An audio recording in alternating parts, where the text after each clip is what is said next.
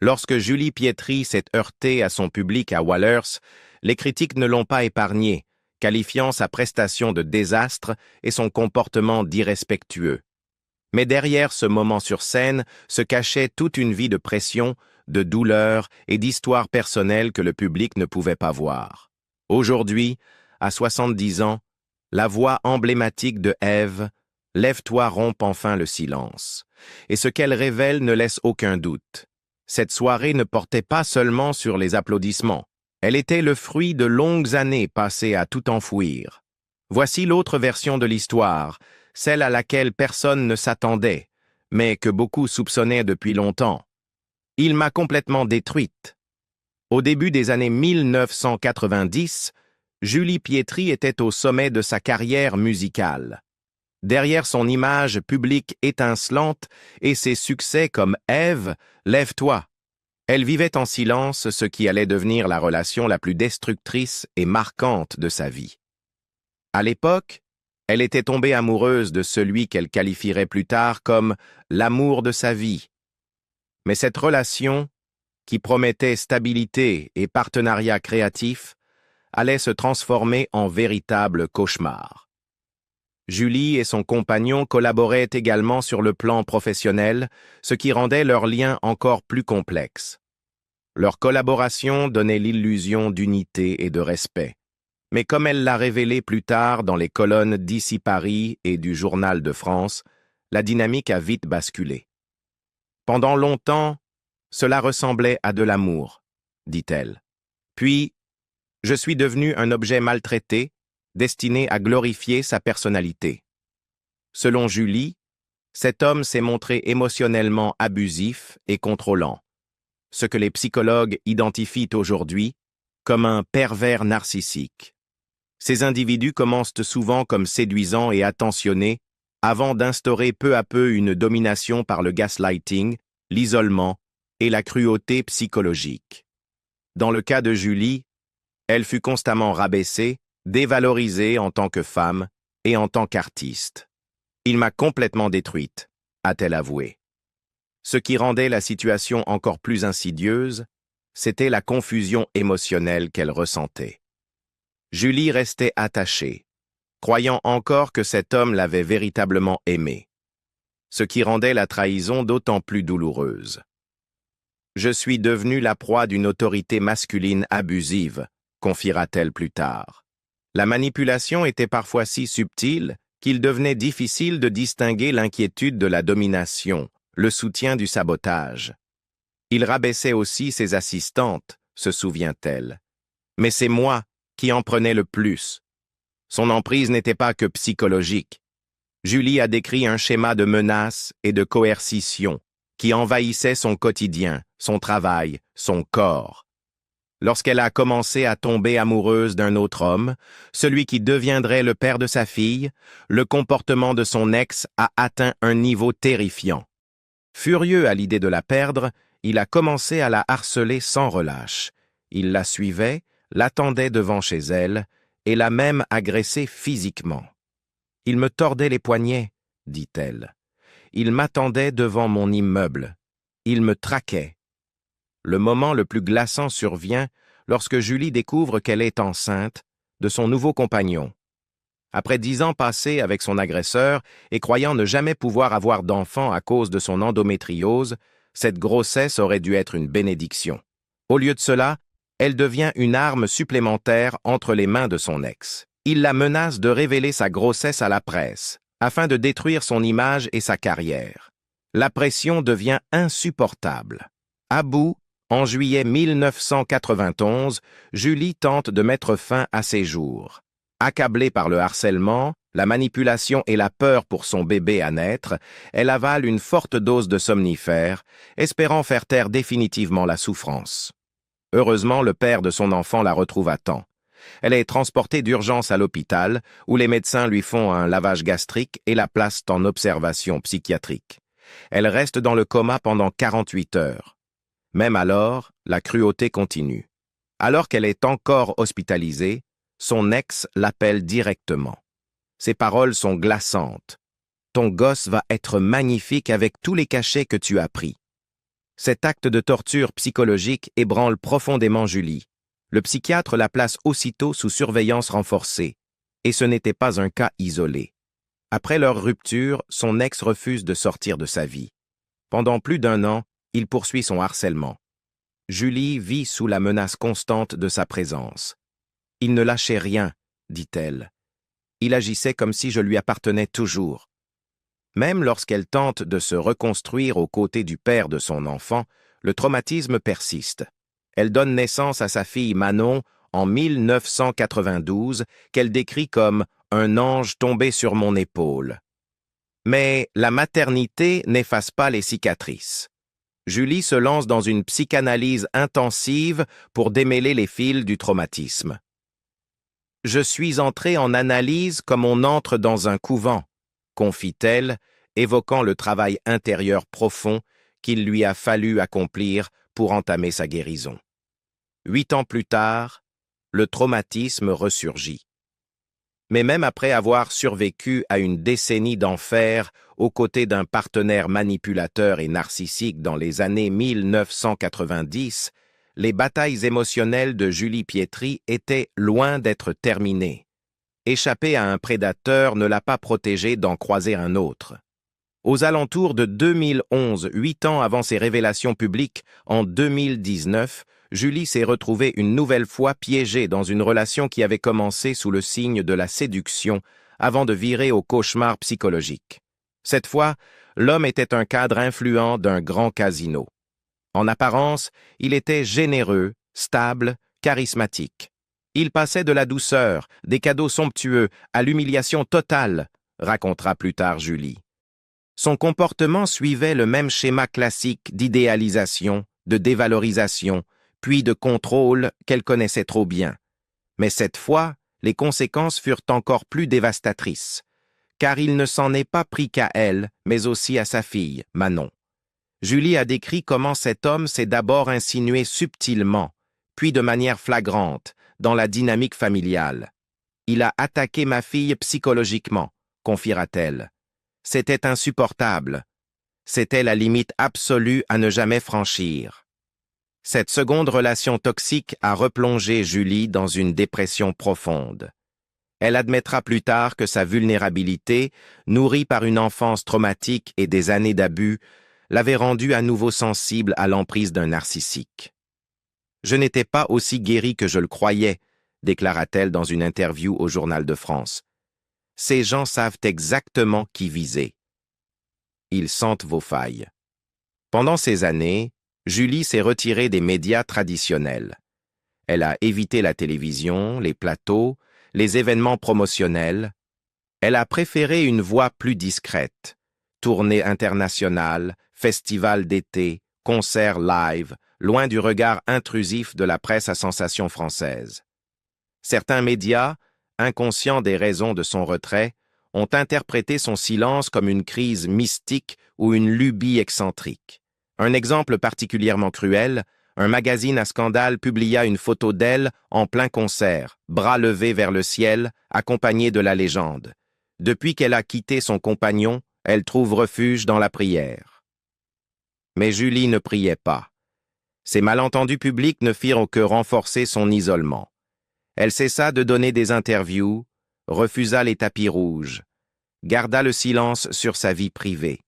« Je ne supportais plus que ma vérité soit déformée », expliqua-t-elle. « Alors j'ai tout gardé pour moi. » Et pourtant, malgré l'ombre, Julie a fini par retrouver le chemin de la lumière à ses propres conditions. En 2003, elle est invitée à participer à Retour gagnant, une émission spéciale réunissant les artistes emblématiques des années 80 pour une performance en prime time. Julie choisit de chanter « Vivre pour le meilleur », la ballade émotive de Johnny Hallyday sur la résilience et les jours meilleurs. Sa prestation touche en plein cœur. Elle remporte la première place. Cette chanson, c'était plus qu'un titre, confiera-t-elle. C'était un message, que j'étais encore là, que j'étais vivante, que je me battais. Ce moment marquera un tournant. Peu à peu, Julie commence à reconquérir des morceaux d'elle-même ensevelis sous les traumatismes. Elle reprend des concerts choisis, se reconnecte avec son public et accepte de participer à des tournées nostalgiques comme Stars 80 ou Âge tendre. Mais jamais elle ne prétendra être totalement guérie. Elle choisit au contraire de parler, avec prudence mais sincérité, des séquelles durables de l'abus psychologique. Dans une interview de 2020, Julie lance un avertissement fort. « Un homme qui vous humilie ne vous aime pas. Il est incapable d'aimer. Il se nourrit de votre souffrance pour combler son propre vide. Et quand il en a fini avec vous, il passe à la suivante. » Ces mots, forgés dans l'expérience, résonnent profondément chez les femmes ayant vécu des traumatismes similaires. Julie devient une voix officieuse pour les survivantes de violences émotionnelles et narcissiques, en particulier celles dont la douleur a été ignorée, banalisée ou ridiculisée à cause de leur notoriété, de leur beauté ou de leur réussite apparente. « Les gens pensent que vous êtes trop forte pour être victime, » dit-elle. Mais la force ne protège pas de la manipulation, et la vulnérabilité n'est pas une faiblesse. Au cœur de son chemin de guérison, il y a toujours eu sa fille, Manon. Manon, sa raison de survivre. Diagnostiquée endométriose et persuadée de ne jamais pouvoir enfanter, Julie appelle Manon son miracle. C'est l'amour de ma vie. Elle m'a sauvé de la dépression et du désespoir. Au fil des années, Manon est devenue une femme accomplie et indépendante, travaillant dans l'événementiel et s'étant fiancée à un architecte paysagiste. Malgré tout ce qu'elles ont traversé, elle est restée extrêmement proche de sa mère. « On s'est protégés mutuellement », confie Julie. « C'est ma meilleure amie. » 13 ans pour dormir. Son traumatisme ne commence pas avec cette relation abusive. Il prend racine dans le chaos de ses premières années. Bien avant la manipulation des hommes, Julie Pietri avait déjà appris à survivre à la peur, à la violence et à l'exil. Née en 1955 à Alger, Julie Pietri vient au monde dans un climat d'explosion, de coups de feu et de troubles civils. Avant même de pouvoir forger ses premiers souvenirs, son enfance est déjà marquée par la guerre. Les premières années de Julie se déroulent durant la guerre d'indépendance de l'Algérie, un conflit sanglant et complexe opposant la France au Front de libération nationale. Elle grandit dans un quartier résidentiel d'Alger, mais malgré ce cadre civil, la sécurité est illusoire. « Je suis née en guerre », a-t-elle confié à France Info en 2019. Tout explosait autour de nous. Son père, Xavier Pietri, craignant pour la sécurité de la famille, aurait piégé leur appartement pour éviter qu'il soit occupé par le FLN ou par l'armée française. Le climat psychologique à la maison était fait de vigilance extrême et de peur constante. Julie décrit des corps gisant dans les rues, recouverts de draps, des vitres brisées par les explosions et le bruit assourdissant des détonations comme partie intégrante de son quotidien. « J'ai vécu ma petite enfance sous les bombes », se souvient-elle. « Je voyais des cadavres cachés sous des couvertures. » En 1962, à l'indépendance de l'Algérie, Julie et sa famille, comme des centaines de milliers d'autres colons français, les fameux « pieds noirs », sont contraints de fuir le pays. Ils laissent derrière eux leur maison, mais aussi leur identité et leur sentiment d'appartenance. Julie n'a que 7 ans lorsqu'ils s'installent en France métropolitaine, à Petit-Quevilly, près de Rouen. Mais la fin d'un traumatisme en inaugure un autre. Julie devient rapidement la cible de brimades et de xénophobie à l'école. Parce qu'elle est pied noir, elle est perçue comme un vestige du colonialisme, et les autres enfants la rejettent aussitôt. « Les filles m'attendaient à 6 heures après l'école pour me tabasser », confie-t-elle dans une interview. « Elles ne voulaient pas de moi. » Encore enfant, traumatisée, déracinée, loin de la terre où elle est née, Julie apprend à se battre physiquement pour survivre. C'est là que j'ai compris ce que voulait dire lutter pour vivre. J'avais 12 ans. L'isolement social est brutal. Elle devient hyper défensive, refermée sur elle-même. Tandis que les autres enfants construisent des amitiés, Julie est en mode survie. Des décennies plus tard, l'exil d'Algérie reste une blessure ouverte. Julie a parlé publiquement du deuil intense vécu par sa famille après la perte de leur terre natale. Il y avait beaucoup de larmes et de dépression chez nous à cause de l'exil, a-t-elle déclaré à France Dimanche. Bien qu'elle ait toujours soutenu l'indépendance de l'Algérie sur le plan politique, la façon dont la transition s'est déroulée, violente, brutale, lui a laissé des cicatrices à vie.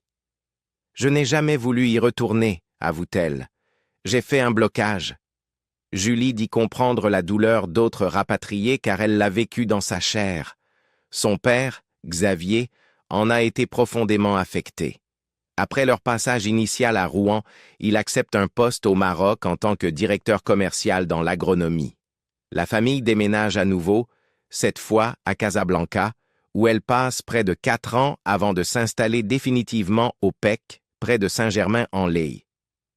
Julie Pietri avouera plus tard qu'il lui aura fallu 13 ans de psychanalyse pour commencer à dormir sans cauchemar. 13 ans pour digérer les bombes, le sang, les humiliations et le vide émotionnel qui a suivi. Il m'a fallu 13 ans de psychanalyse pour pouvoir enfin dormir, déclare-t-elle dans France Dimanche. Pour apprivoiser les traumatismes de la petite fille que j'étais. Cette thérapie n'était pas un luxe ni une démarche à la mode. C'était une bouée de sauvetage. La guerre et l'exil avaient programmé son corps et son esprit à rester en alerte dans un état de peur et de méfiance permanent. Ce qui frappe dans son récit, ce n'est pas seulement la durée de la thérapie, mais son but. Non pas devenir plus forte ou plus performante, mais simplement dormir. Cette fonction humaine essentielle lui avait été arrachée pendant des années. En plus de la guerre et de l'exil, l'environnement familial de Julie manquait cruellement du soutien affectif nécessaire pour atténuer un tel choc émotionnel. La tendresse à la maison était rare, confie-t-elle dans plusieurs interviews. Ses parents, absorbés par leurs propres pertes et les urgences de la vie quotidienne, n'ont pas su, ou pas pu, lui offrir l'amour et la validation dont elle avait besoin. Julie a grandi dans un foyer où l'amour ne s'exprimait pas ouvertement. Ses premiers attachements se sont construits dans la distance, la réserve. Ce détachement émotionnel, combiné à la violence extérieure de la guerre et du harcèlement scolaire, a engendré un profond sentiment d'insécurité et de solitude qui l'a suivi jusqu'à l'âge adulte. Quand les émotions débordent sur scène. La fragilité émotionnelle de Julie Pietri a profondément influencé sa carrière, la poussant souvent à se retirer de la scène au moment même où les projecteurs brillaient le plus fort. Le 13 juillet 2024, ce qui devait être une soirée de nostalgie et de musique, s'est transformé en cauchemar médiatique pour la chanteuse française. Lors d'un concert à Wallers, petite commune du nord de la France, l'artiste de 69 ans, connu pour son tube emblématique « Ève », Lève-toi, s'est retrouvé au cœur d'une polémique qui a déclenché une vive controverse. Très vite, des accusations ont circulé. Julie aurait insulté le public, affiché une attitude odieuse et quitté la scène en colère.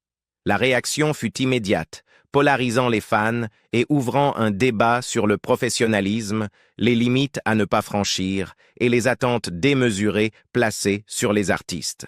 La controverse éclate lorsque le maire de Wallers, Salvatore Castiglione, condamne publiquement le comportement de la chanteuse. Dans une interview accordée à La Voix du Nord, il qualifie le concert de « prestation ratée » et affirme que l'artiste aurait insulté son public à plusieurs reprises.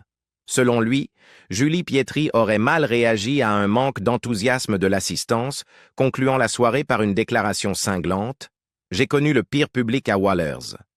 Cette critique est reprise sur les réseaux sociaux, où de nombreux spectateurs expriment leur choc face à son attitude. Des messages décrivent son comportement comme inacceptable, irrespectueux et agressif, renforçant l'idée que la chanteuse aurait perdu tout lien avec son public. Une spectatrice écrit « Elle est venue chanter pour nous et est repartie en nous insultant. Nous ne méritions pas ça. » Le scandale s'amplifie lorsqu'il est rapporté que Julie aurait exigé à plusieurs reprises que les spectateurs arrêtent de la filmer pendant son concert. Face à la montée des critiques, Julie Pietri rompt le silence. Le 16 juillet, elle s'exprime publiquement dans La Voix du Nord et publie un communiqué officiel sur ses réseaux sociaux. Dans sa réponse, elle dément catégoriquement avoir insulté ou agressé qui que ce soit. « Je crois rêver », déclare-t-elle. « Ai-je déjà insulté quelqu'un? Été violente? Moi, agressive? C'est de la folie. » Elle insiste avoir agi avec professionnalisme tout au long de la soirée, posant même pour des selfies avec ses fans et rendant hommage au lieu du concert. Le site patrimonial de Wallers-Arenberg, lié au film Germinal. Toutefois, elle reconnaît avoir été très mal à l'aise face aux enregistrements incessants, notamment lorsqu'un spectateur a continué à la filmer malgré 2 avertissements de sa choriste. « On ne peut pas filmer un concert entier et le diffuser gratuitement », explique-t-elle. « C'est voler ma prestation. Le maire a signé un contrat, et lorsqu'on signe un contrat, on le respecte. Cette clause interdisant la captation en faisait partie. » Son équipe ajoute que la controverse repose en réalité sur un désaccord juridique concernant le droit à l'image et à la propriété artistique, et non sur une réaction émotionnelle déplacée. Dans un communiqué complémentaire, ses représentants précisent « Julie Pietri n'a jamais insulté son public. Elle est une artiste aimée avec plus de 40 ans de carrière, connue pour sa proximité avec ses fans. Après chaque concert, elle prend souvent le temps de poser pour des photos et signer des autographes. » Au cœur de la tempête, Julie Pietri livre un éclairage crucial sur son état émotionnel. « Je me remets d'un cancer. Je viens de perdre mon père. Je suis très loin de toute cette folie, » confie-t-elle. Diagnostiquée d'un cancer de l'endomètre début 2023, elle a subi une hystérectomie en mars 2024, après avoir suivi des traitements de chimiothérapie et de radiothérapie. L'impact physique et psychologique de cette épreuve, aggravée par la perte récente de son père, l'a sans doute rendue plus vulnérable que d'ordinaire. Cette révélation provoque une vague de compassion. Plusieurs fans prennent sa défense en ligne, affirmant qu'elle avait livré une belle performance et avait simplement demandé à ne pas être filmée sans autorisation. « Elle nous a offert un magnifique concert », écrit un internaute. « Elle ne nous a jamais insultés. Elle ne voulait simplement pas être filmée du début à la fin. » D'autres dénoncent l'hypocrisie qui consiste à exiger que les artistes subissent des manquements au contrat sans broncher. Les artistes ne sont pas des robots. Ils ont des droits eux aussi, lit-on dans un commentaire. Tout le monde veut du contenu, mais plus personne ne respecte les limites. Certains évoquent un choc des générations entre artistes issus d'une autre époque et un public jeune habitué à tout partager sur les réseaux. D'autres pointent du doigt une mauvaise gestion de l'événement et un manque de communication entre l'artiste, les organisateurs et le public. Malgré tout, la mairie campe sur sa position. Le maire Castiglione ne revient pas sur ses propos, réaffirmant que la commune n'avait jamais vécu cela auparavant. Aucun dépôt de plainte n'est toutefois enregistré, et l'équipe de Julie confirme qu'aucune poursuite judiciaire n'est envisagée. Malgré la tempête médiatique, Julie Pietri poursuit sa tournée. Aucune date n'a été annulée et elle semble déterminée à tourner la page. Néanmoins, l'épisode de Wallers laisse une trace visible sur sa réputation, au moins temporairement, et pourrait modifier sa relation avec ses futurs publics. Alors peut-être que ce n'était pas juste une histoire de concert ou de crise passagère. Peut-être que c'était le fruit de toutes ces années de douleur, de pression, de silence contenu. Maintenant qu'elle s'est enfin livrée, ne devrions-nous pas offrir à Julie Pietri un peu plus d'empathie que de jugement? Partagez vos pensées en commentaire. Votre opinion a-t-elle changé? Si oui, laissez un like, abonnez-vous pour d'autres histoires derrière les projecteurs, et souvenez-vous, même les légendes saignent derrière le rideau.